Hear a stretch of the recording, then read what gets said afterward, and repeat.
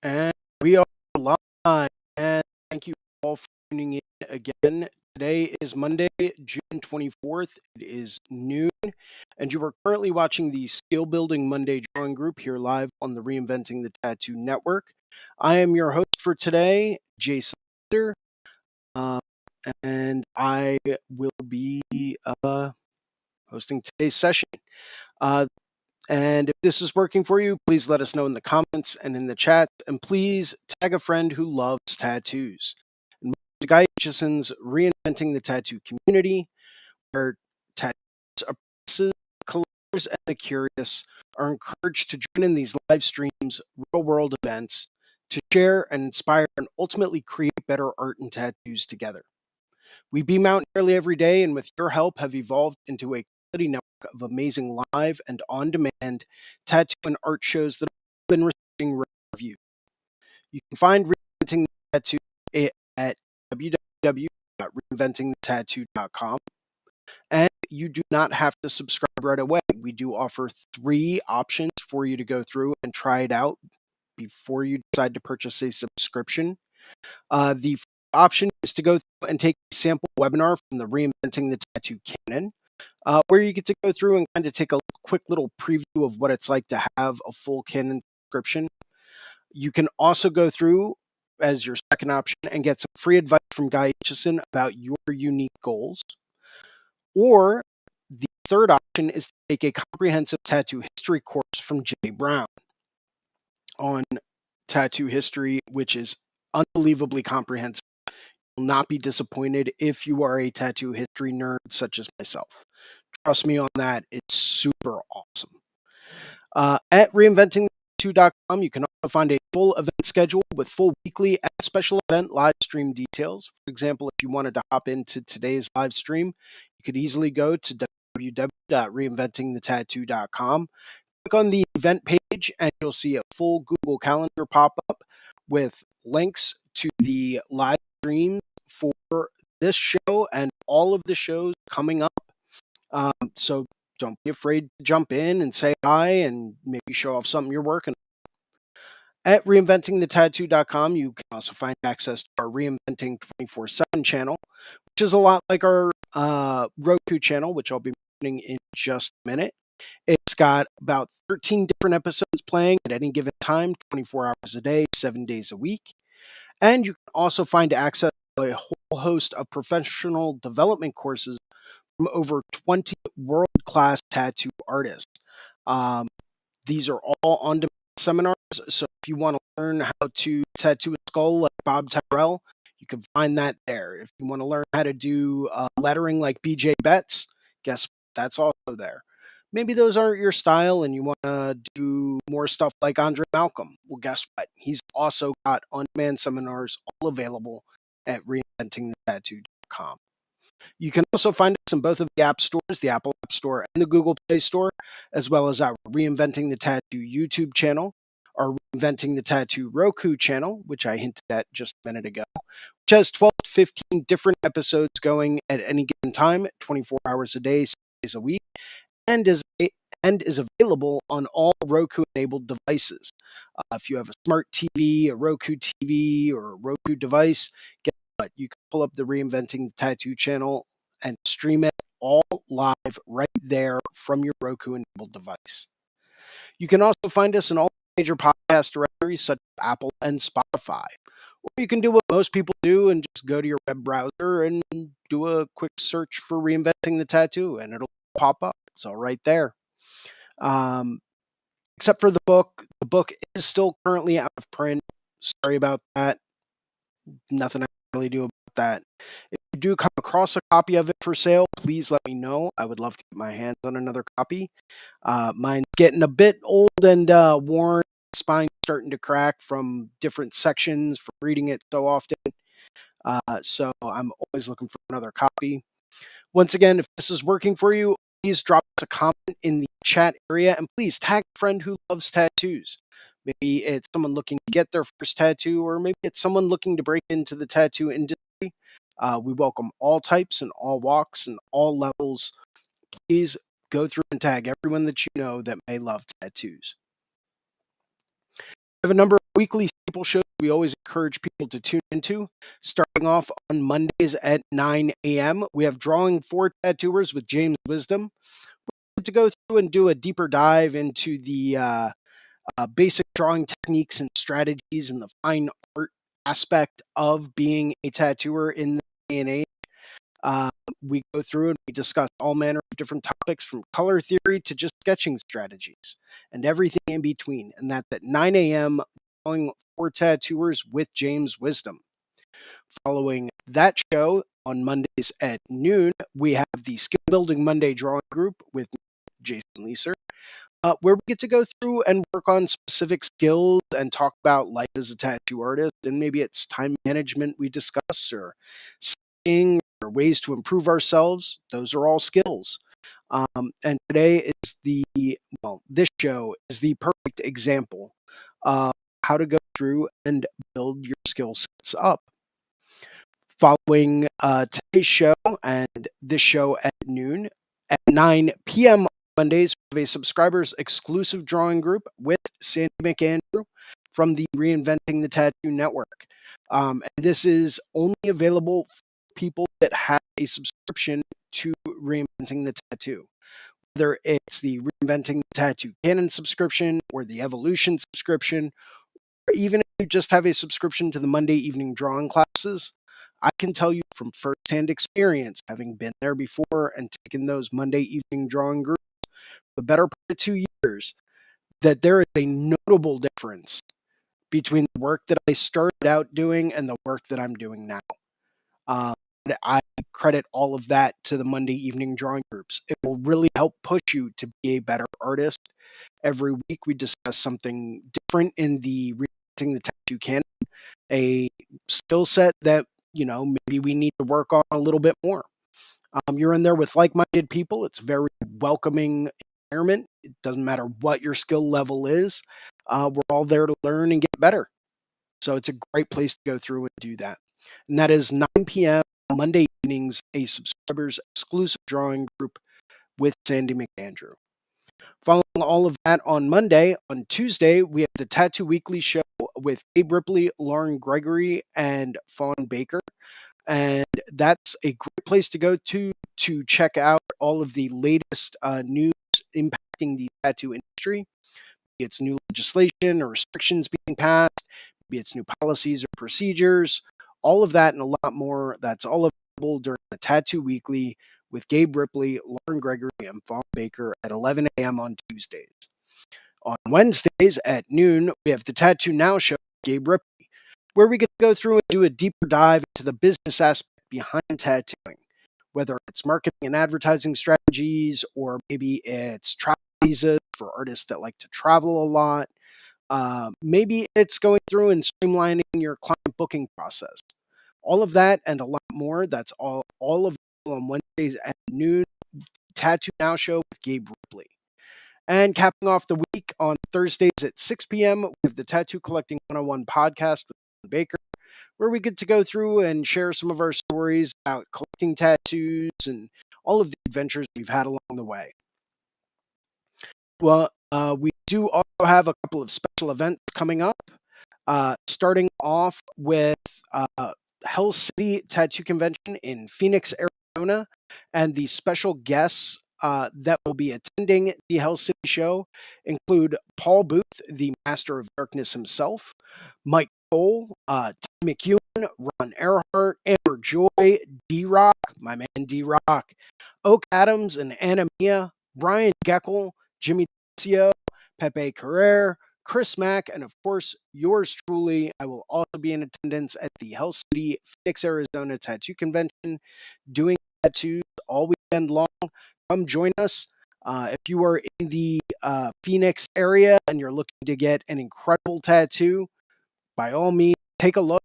It's the Hell City Tattoo Convention in Phoenix. After that, we have Paradise Tattoo Gathering, October 24th through 27th in Hancock, Massachusetts. And the lineup is absolutely insane this year. If you've ever thought about attending the Paradise Gathering, this is the year to do it. We have an absolutely incredible lineup this year. and that will be taking place in Jiminy Peak, Massachusetts. Jake Meeks from the Fireside Tattoo Network will be in attendance. He will be broadcasting live. Kyle Olson will be there. Renee Little, Mickey Schleck, Sandy McAndrew from the Reinventing the Tattoo Network, Thea Duskin, Corey Ferguson will be there. Steve Butcher will be teaching seminars this year. Christina Christie will be there. Anthony Tex signed up. Anthony Tex will be doing seminar at Jiminy Peak, Massachusetts for the Paradise Tattoo Gathering. I am unbelievably excited for that. He is one of my favorite artists in the world. I can't get to the guy's work. It's just incredible. We also have Russ Abbott, who will be teaching a seminar this year on Procreate 3D models. So you do not want to miss that. We are going to have a ton of absolutely unbelievably talented artists teaching seminars.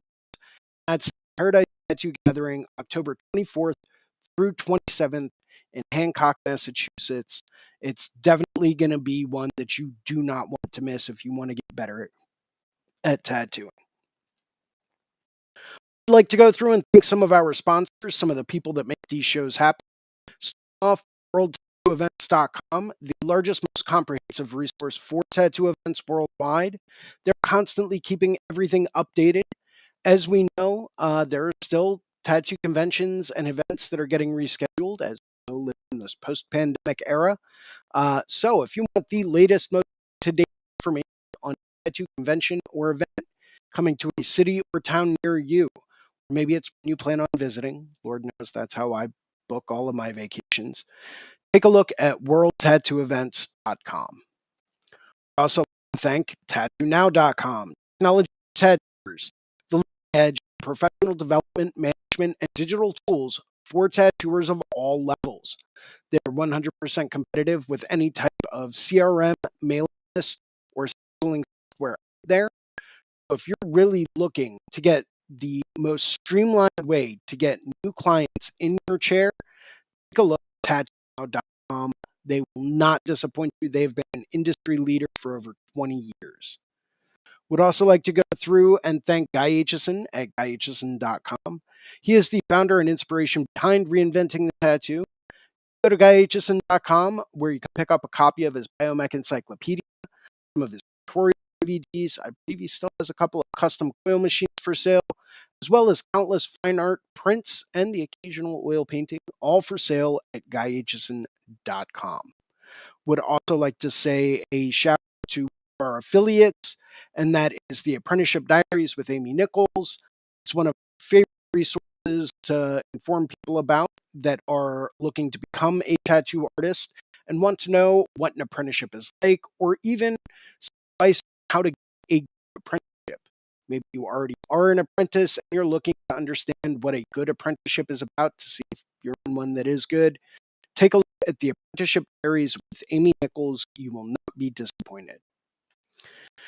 As always, we ask that if you like today's show, please post a positive review on the channel, drop some comments, advertise it on your social media feeds, help us get the word out.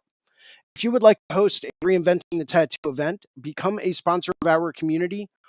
If you are looking for fine art or a tattoo critique, you can always email management at reinventingthetattoo.com and we will get back to you as soon as we can.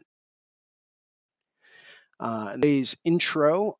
Today I've got a very, very personal topic that. Oh, hey, Melly.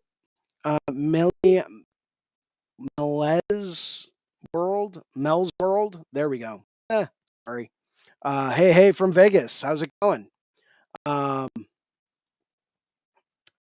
today's topic is about pushing yourself. Okay. It's something that we all need to do, and it's something that some of us don't do very often.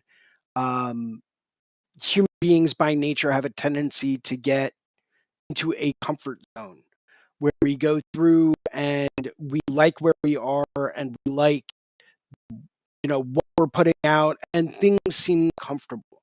That to me is a telltale sign. As soon as I start to feel comfortable, for me, that's immediately when I start to say, hey, I need to start pushing myself harder. um, because in this world, in this life, and especially in the tech industry, if you are not constantly progressing, if you are not constantly moving forward, you're falling behind because there's someone out there that's working way harder than you are, that's going to be in your spot sooner than you realize it. So you have to constantly push yourself.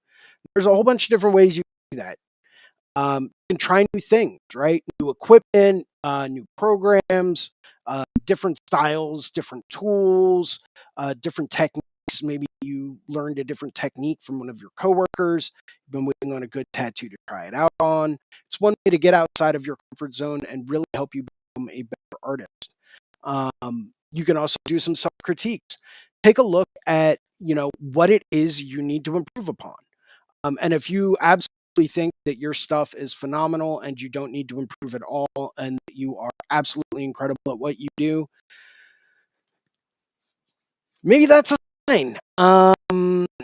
Just a thought, but we all need to improve on things. I'm not perfect in everything that I do, and I'm fully able to admit that. And there's definitely a lot of things I know I need to work on. So that's what I'm constantly doing day in and day out every single day. Lately, I've been struggling a lot with inspiration, and how to, constantly just stay inspired and look at things from a different light, different direction. So I reached out to a few artists and got some advice on what I can do to help that. And one of my friends in the tattoo community suggested that I start looking at AI art programs for inspiration. And so I started digging into that over the past few weeks. And I've started to really kind of understand it a little bit better. And, I'm starting to use it more as a tool for inspiration than I am like, oh, cool, I'll just go on to this art program and I'll type in what I want, it'll spit something out, and I'll be like, all right, cool, that's what they're getting. No, I'm going to use that as inspiration to create something unique that's definitely more me. Um, it's something that I really might be a good idea of a perspective or lighting or color scheme. Maybe it's got different concept for, hey, maybe if you do something like this or throw this in there, that can be helpful. And I've been using a number of different AI platforms over the past few weeks to try some of them out. And I found one or two that I've really started to take a shine to, that's able to create art in a way that, for me is very not necessarily akin to the kind of stuff that I want to do, but it's definitely a lot more, I want to say, tattoo friendly. Um, and that is openart.ai. Um, it is a paid for platform, but for me, what it's able to generate and the different styles of artwork that it creates is absolutely incredible. And I find that if you use the right model on that platform, you can create very tattooable images, um, that are definitely different than maybe what you would come up with if you were asked to draw something for a client. Um, I really enjoy using it for inspiration. Once again, that's openart.ai. And it me has seemed it's become definitely something, a tool in my toolbox that I will utilize to help me out getting over creative blocks, getting new inspiration for concepts, because you can throw in a whole jumble of different words. I was playing around with doing like a Sherlock Holmes chimpanzee, right? Something wacky and different, something fun. Um, and it spit out a whole bunch of really different images that I started to look at, and I was like, oh man, that could actually be kind of cool. Like, what if, what if this was a little different? So maybe I can draw that bit in there. I like the way that this works, and the light source is a little off. Let me adjust that. But it really has been helpful for inspirational purposes. And it's absolutely phenomenal. I really tried it with a lot of other stuff that I'm starting to get into, or that I have been into. A lot of the Art Nouveau kind of Japanese themed kind of work that I really truly love, really want to work on some more. But for a lot of the day to day stuff where it's like, okay, how can I take this concept that my client just came in with? Um, maybe it's a concept that's been done several times. Something about blue eyes and an animal or something like that. Um, but you know what? Go through if you're struggling with ways to go through and kind of come up with new inspiration on how to do the same thing differently. Take a look at AI. It's definitely a good inspirational tool for you to check out. Uh, you can also go through and take a look at work that's already been done and then try to draw something completely different from that that still incorporates the same elements. But like I said, it's something that I'm starting to really dive into or really helping push myself to create new stuff and to be more inspired with what I do. Um, so the thought then you guys may want to check out. Who knows? Maybe it'll help. Maybe it won't. You never know until you try. On that note, I do know that's one thing that I am still currently working on and moving upon are my Asian inspired drag. So I'm going to be through and sketching some of those out today. By all means, if anyone has any questions at all, and it looks like I might have frozen a little bit, I'm coming through a little bit choppy. Hopefully, I'm not. Let me see if I can adjust that. Let's see. I don't think I can while I'm live. So maybe it'd be something for me to look at.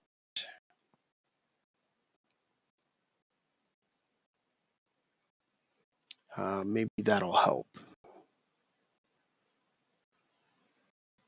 Not sure. Maybe it will. Don't know if the setting I just changed will be useful or not. Maybe it is. Maybe it's not. I don't quite know. Um, but I do think I am a little bit laggy, so I apologize for that. Not sure if that's my Wi-Fi or what, but let's see. We'll set that to auto.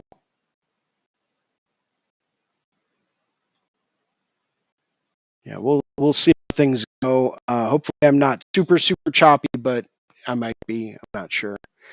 Um, cool. So I'm gonna go through. I'm gonna work on sketching out some dragon heads and some different perspectives. Just trying to draw some things differently, because I'm just trying to be different and carve out my own path. Let's see. Maybe it's this one. There we go. Yeah, there we go. Cool. Dragons are something that have always kind of been difficult for me to draw because you can look at other people's work, but once you break everything down into basic shapes, I usually find that that's a bit more helpful. But you always see like the same dragon heads drawn at the same perspectives, and that's not the kind of work that I want to do. I want to do different kind of stuff. It's one of the reasons why text has always been so inspirational to me.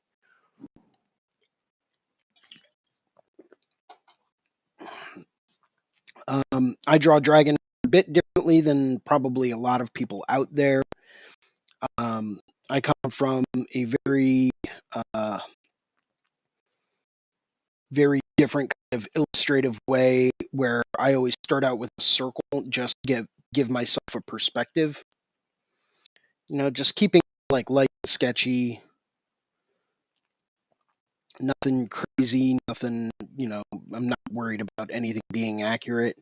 The reason I start with a circle, and actually I want to bring this down here, is because I use circle to kind of denote direction.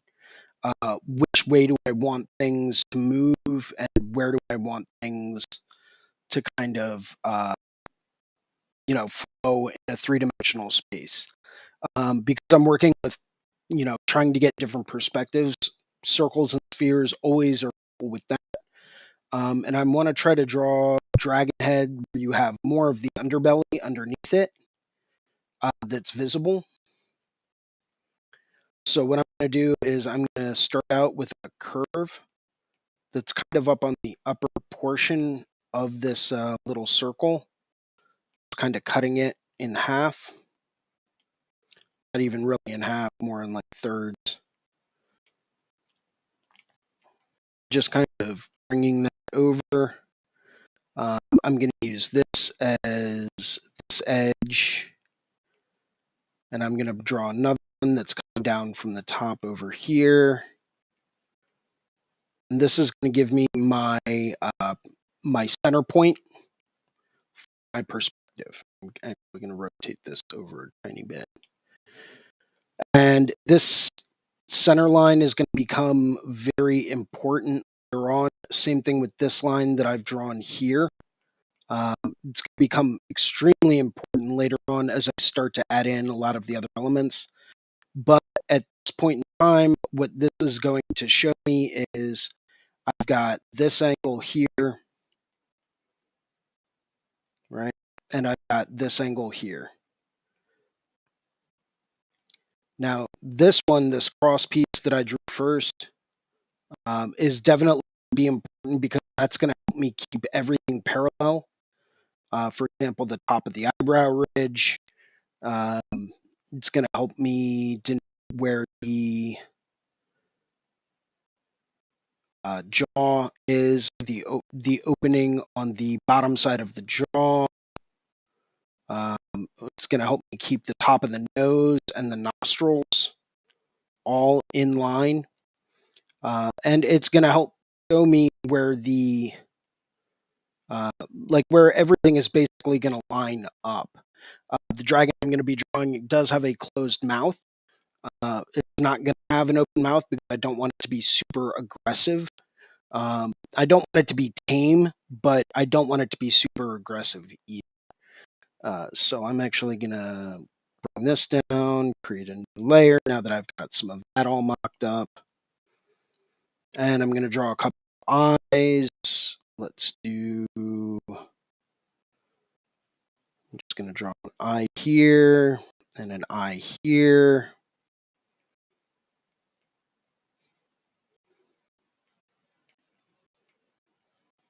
And since I know that this is going to be parallel with this can come across.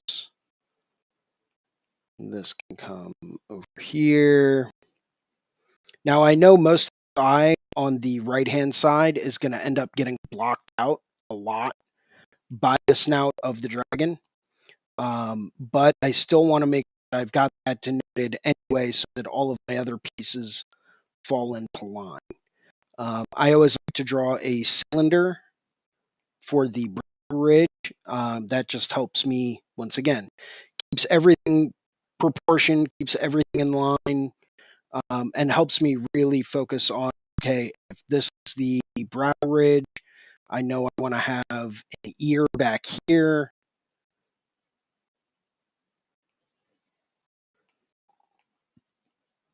Right? Maybe I want it to be pointed down a little bit, or maybe I want it to be back a little bit more. I'm not really getting specific with any of this right now. I'm just kind of, tooling around and just seeing what shapes work best where, and how do I want this to look, right? Once we get our basics down, we can then go through and refine and refine and refine and refine and refine, always working broad to specific, because that is going to be the best way to help refine what it is we are drawing. Now I may move this a bit closer. The nose of this dragon, I may bring that a bit closer. So I'm going to want to draw these lines a little bit more parallel. Now I'm going to draw one circle for the nostrils, even though this is going to get mostly covered, and then I'm going to do a big trapezoid shape or polygon if we want to get back to our geometry classes. It'd definitely be more of a polygon. There's one nostril, and here's the other one, kind of peeking out behind this part. Now, some people do like a little hook for the nostril, depending on the type of dragon I'm drawing. If I'm drawing more of like wyvern or an English dragon, it's going to be a bit different. Maybe for a wyvern or an English dragon, I'm going to have a lot more spikes, and I'm going to give it a little bit of a thinner, longer snout, almost like a caiman. But for this, I'm going to keep it a little bit more rounded. I can always change that later and make it a bit more sharp if I want to. This I'm going to round off because this is all part of the brow ridge and the part that separates the eyes. Because we know it's going to have an underside view, a lot of this is going to end up being covered. We're going to draw a little bit of a flap over top of the bottom portion of this eye. That way we have everything indicated that this eye is sitting back into the head. We're not really going to see that on the other side at all.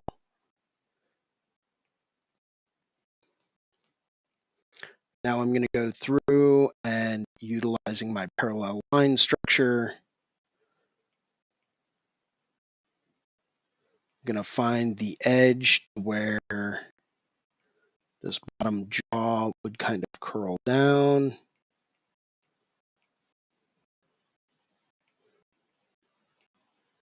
And then this would kind of continue back with the body.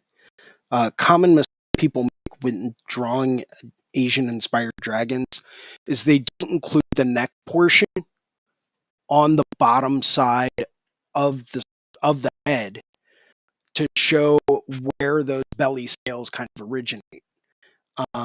So it's something that I'm always conscious of doing.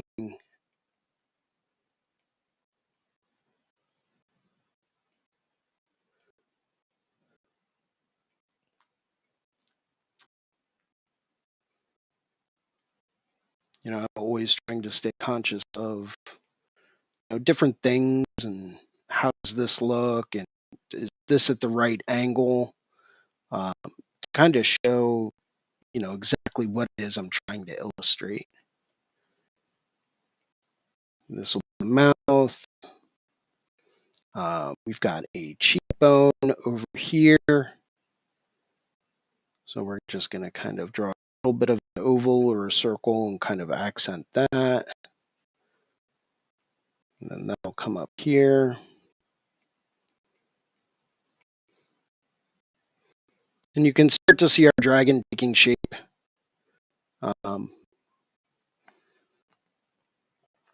You can start to see, the eyes sitting or being inset inside of the skull. I'm going to want to bring the crest of the head up a bit more, even though you're not really going to see too much of it once we get into the horns. And this is where you start to see almost like fingerprints, and how everyone that draws dragons is pretty unique. Some people do a very low profile head, so they're not going to have too much of the top of it showing. Other people like to do a very high dome on the head. It's all kind of a personal preference from here on out. But remember, dragons are mythical creatures. You can literally make them look however you want them to look, and who's going to tell you that you're wrong? I surely won't. That's not. Maybe we'll give them a big old spaceship head. Who knows? I think for now I'm just going to stick with a classic. Just bring this back a bit more to illustrate that there is a little bit of it showing, even though it might not be that much. there's going to be a little bit there.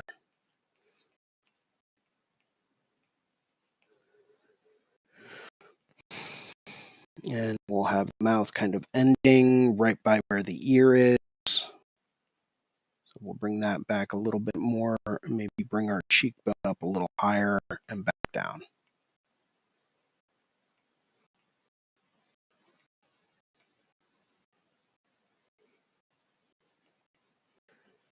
Bring this down, create like a little loop. Give us a place for us to kick a little tooth out.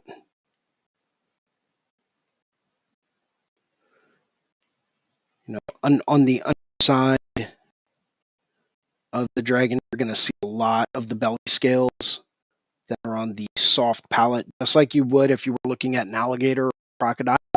You're going to start to see a lot of the soft palate on the underside of the lower jaw.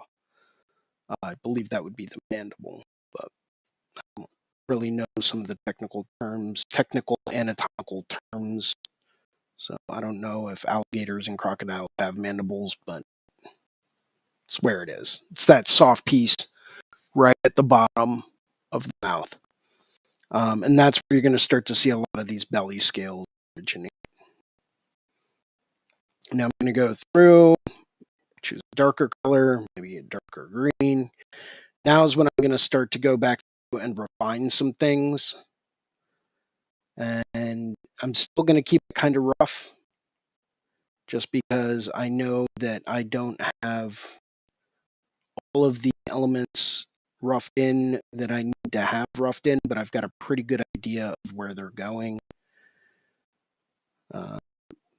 Maybe this will come down here, this will come down here, making sure that I stick with my parallel lines. That'll give me that. We'll make this little overlap a little smaller. Then we've got our eye. Right, this area here is actually the bridge of the nose. Depending on where our light source is coming from, we might see a little bit of the eye here, but most of this is going to be hidden. This brow ridge will come over and down.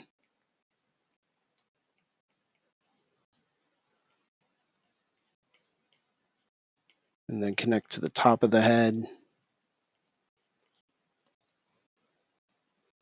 Maybe I do want the this ear over here. Maybe I want that to be up a tiny bit more. We'll just kind of show how that connects.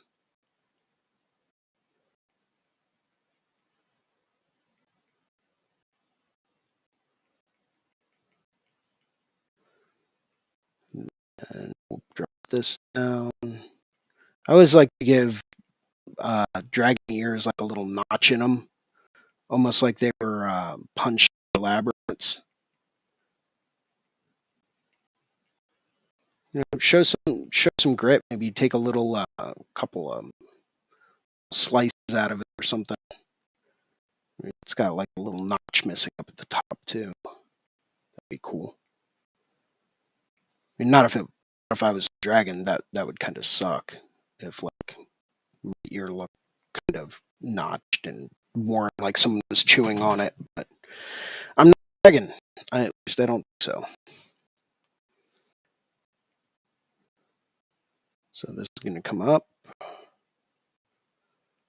Just kind of slowly refining things. I'm not afraid to go through and do like a little bit of value shading just to show what parts are where. The inner portion of the ear, sometimes I'll just block it in. I'll create some little ridges and then I'll do some like little hatching, sketching just to show some value of where certain areas might be in more shadow.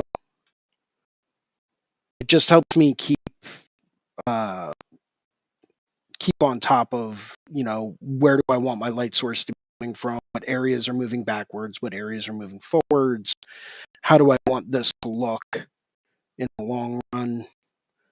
Um, Now I'm going to go through and we'll just give the dragon a bit of a bumpy nose. Like a bridge of the nose is a little bumpy.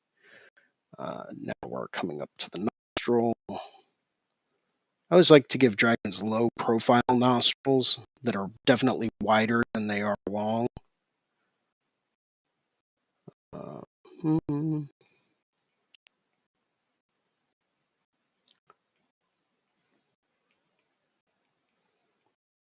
And this will come down.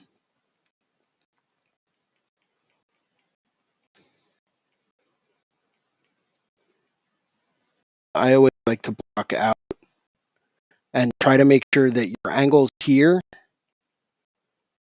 right, are the same as here. Now this may come a little bit more and then curve back in, but I still want to make sure that I'm sticking with the same like perspective on. I'll even go through and do a little bit of value sketching here just to show where that nostril is kind of rolling over if it was three-dimensional. Might even add a couple of extra notches over here. Nostril will be over there. And once again, just a little bit of value sketching just to show where that light might be hitting it.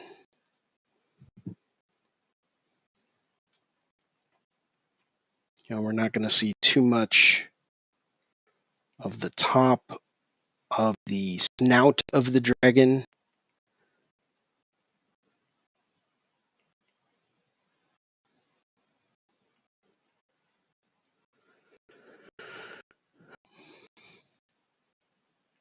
Now I'm going to come through and kind of mark the opening of the mouth, even though that's a bit too high. I do want the mouth. Sometimes I'll make the upper lip curl around a little bit, but it kind of depends on what perspective it's at.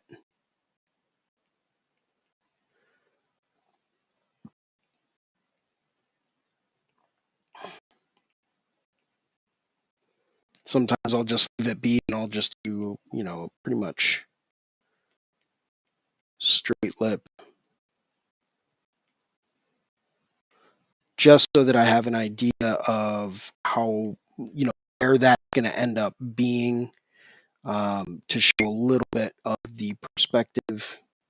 Because I'm going to end up doing a big old beard or mustache here for the dragon anyway. So a lot of this is going to end up getting covered up regardless of how I draw the lip. So we'll just get rid of that for now. I want to make sure that my angles are correct.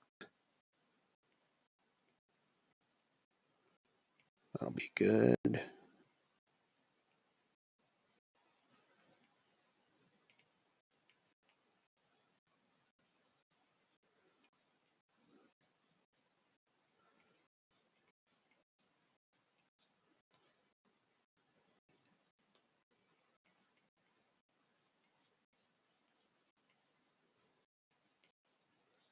I bring this up a little bit more until we can get to the cheekbone. And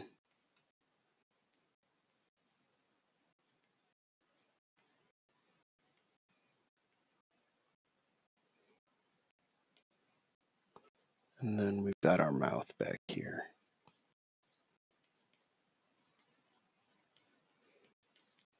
I'm not trying to take too much time on this. I mean, I think I've only spent, maybe 15 minutes sketching it.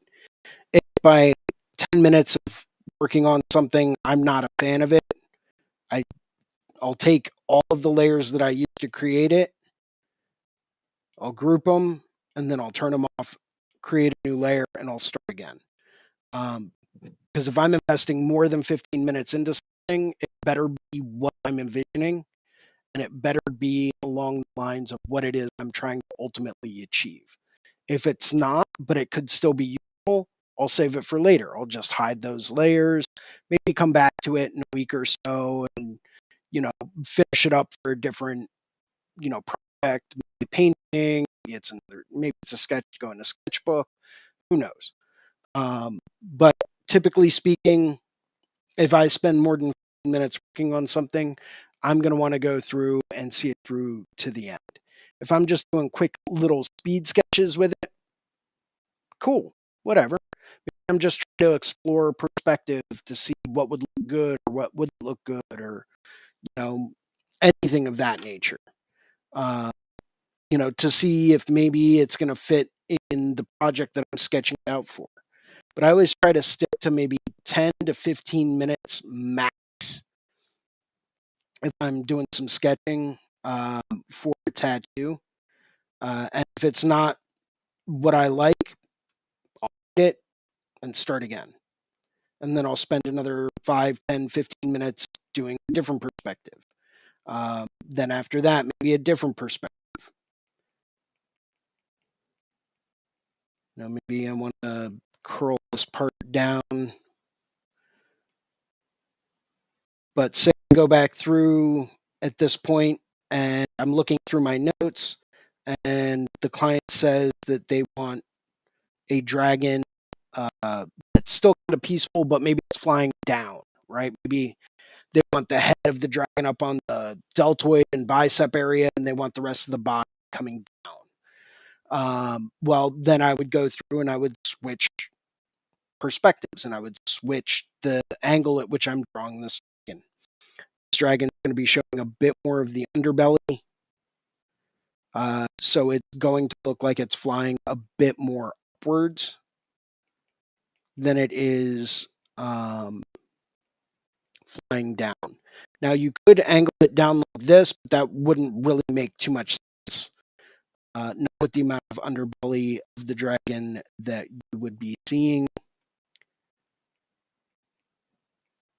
So I would like to try to keep that in mind.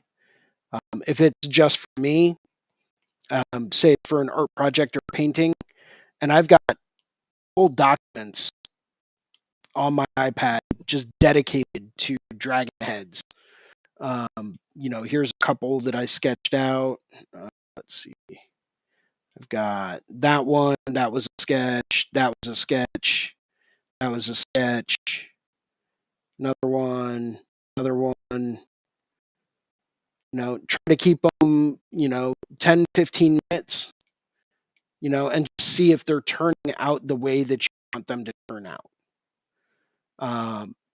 See if you've got your angles correct. If not, go back through, explore that a bit more and adjust some angles. Maybe I want even more underbelly. So now I'm going to go back through. I'm going to start again. And I'll try this more extreme angle.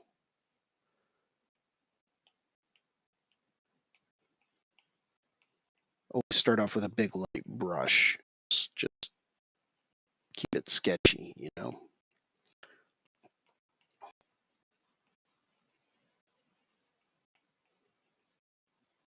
Okay, so if I want to come down here, I really want to show more of the underjaw.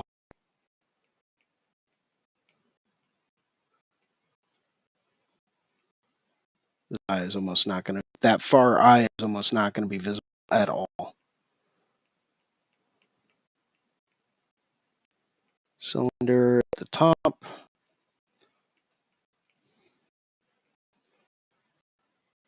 Got our cross beam.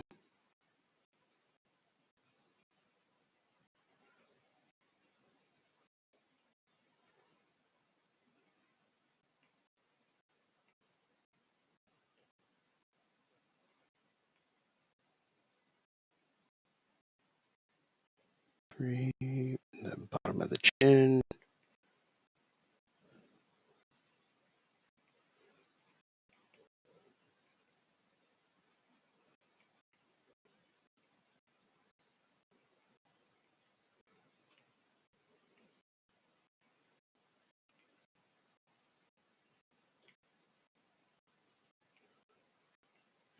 And triangle back here for the ear.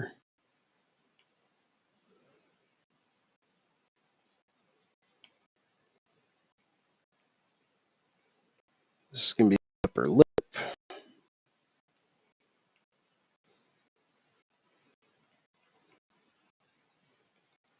Right, and then we've got lower lip.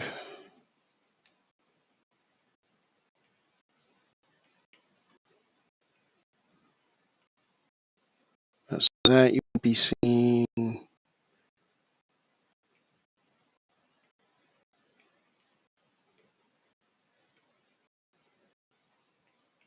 So this is all going to be like underbelly in here. Can work with that, and I'll refine that a little bit more.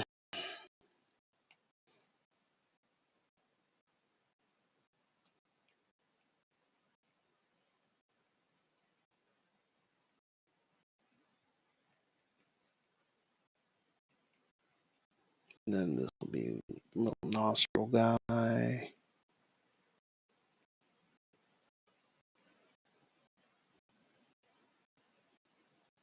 And that'll be where the lips meet.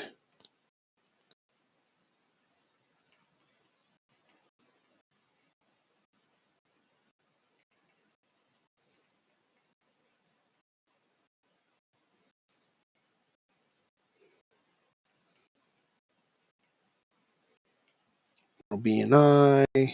This eye you're not going to see hardly at all.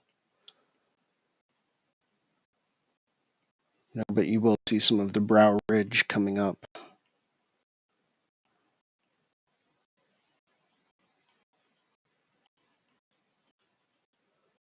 Good.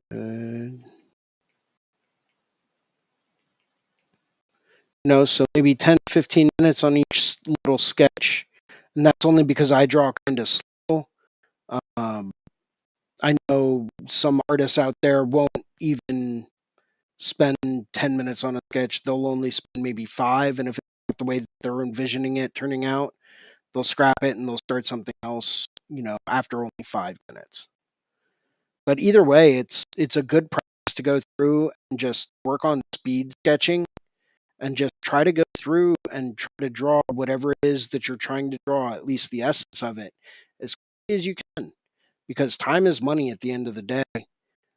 And I'd rather be making money than sitting there and working for 3 hours on a sketch that will never be developed into anything useful. But that's also my own 2 cents on things.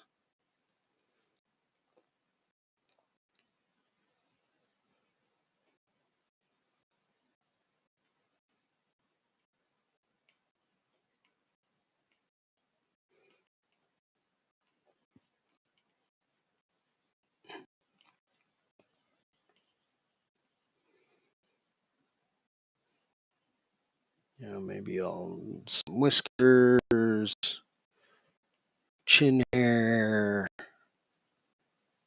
eyebrows.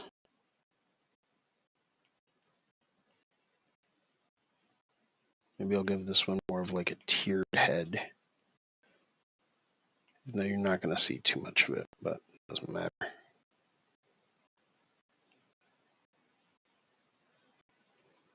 And then this would be beard hair. Quick little sketch of a dragon, nothing crazy, but you get the gist. So I'm going to be sketching some more of those today for a painting I'm going to be working on. We are almost out of time for today, so I did want to go through and say a very special thank you to everyone that was watching today. I don't know how many people are still out there and watching, but thank you very much for tuning in today. Come back. Hey, there we go. Thanks, guys, for watching today. We've got a couple more special guest interviews coming up throughout the summer, so please stay tuned to the channel.